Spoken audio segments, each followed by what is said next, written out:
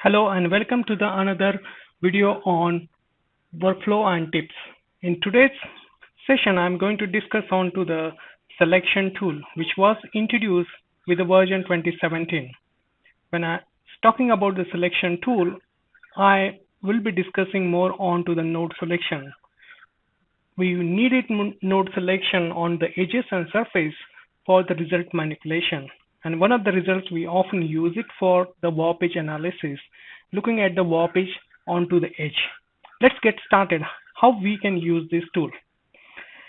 Like I want to select the nodes on this edge.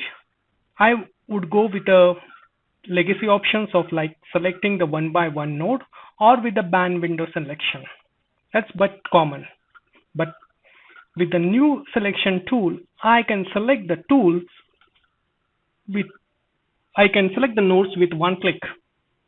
Like in this case, I selected the node on this edge and go into the mesh tab, and mesh tab under the selection, pull down the panel for the selection of the nodes, and I will select that nodes on the edge. You can see that nodes has been selected. Now, most important part during the node selection is that this should be selected in the sequential manner. Probably this may not happen when you just go and select one of the arbitrary node on the edge and you start selecting. How to make sure that you are selecting the node in the sequential manner that's needed for warpage analysis particularly. I'll go and select the first node, the second node. So that shows the direction that this is where I want to go and select the nodes that's all available on this edge. And go in this and select the nodes on the edge.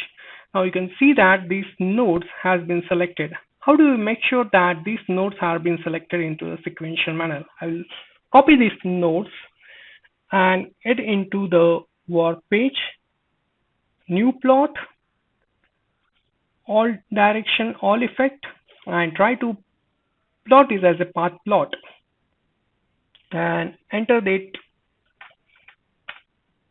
and you can see that this has been selected much in the sequential manner, and I can plot the graph in the required manner that from zero length, and I can see the warpage on that edge. The other way, probably many times we don't need the selection onto the entire edge. We need it in the somewhere in the middle. How to go about and select the nodes only till that point which is needed. So I'll select the first node on that edge, select the second node, and the last node that where I want to control the selection or stop the selection, and then go into the selection tool and nodes on the same edge. And you can see that this has been selected in that sequence or only till the required. Now the same way I can select this, copy it,